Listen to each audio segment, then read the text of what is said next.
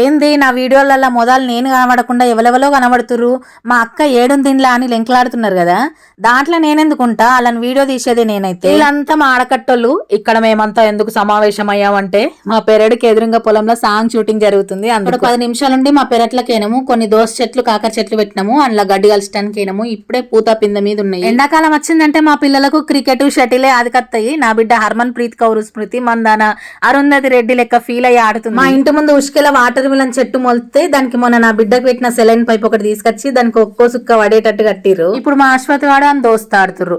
సాయంత్రం అయితే చాలు క్రికెట్, ఈ బాలేసుడు, షటిలు సంపుతున్నారు. వీళ్ళు మంచిగా ఆడతారు కానీ వీళ్ళు ఆడినంత సేపు నేను వీళ్ళతోటే ఆడాలి, లేదంటే పక్కకు కూర్చొని ఉండాలి.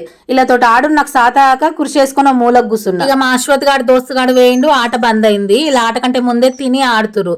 ఇక నేను తింటా అని పోతే ఆ గిన్నె మీద నవ్వుతుంది. అర్థం కాలేదా, మిశ్రీ అంటారు కదా, అదే వాటితోటి కలిపితే తాగుతలేదని వట్టిగా తినమనిస్తే మెల్లగా వచ్చి గిన్నె మీద పెట్టిపోయి. రోజు మాది బెండకాయ పులుసు. నాకు పులుసు కూరలు అస్సలకే నచ్చాయి. ఈ నెల్లిపాయలు దంచుకొని కారప్ప నూనె కలుపుకొని తింటున్నాను. అది మా అశ్వత్ గాడు చూసి ఆడు తిన్నా కూడా మళ్ళీ నా సగం అన్నం తిన్నాడు.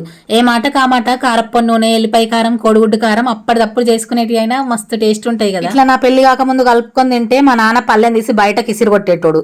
ఇప్పుడు ఈయన తయారైండు. అందుకే ఈయన వెంబలాడకేయండి అని కలుపుకొని తింటే నా కొడుకు ఏడదిననిచ్చిండు, మొత్తం ఆడే తిన్నా. మా మహానేమో ఎప్పుడు అన్నయ్యకే తినిపిస్తావు, నాకు తినిపియవని ఏడుతుంది. ఎండాకాలం కదా, పెరట్లో ఏం పనులు ఉండవు, ఇట్లా డైలీ వ్లాగ్స్ ని షార్ట్స్ లెక్క పెడతా అనుకుంటున్నా. మరి మీరేమంటారు, కమెంట్ చేయరి.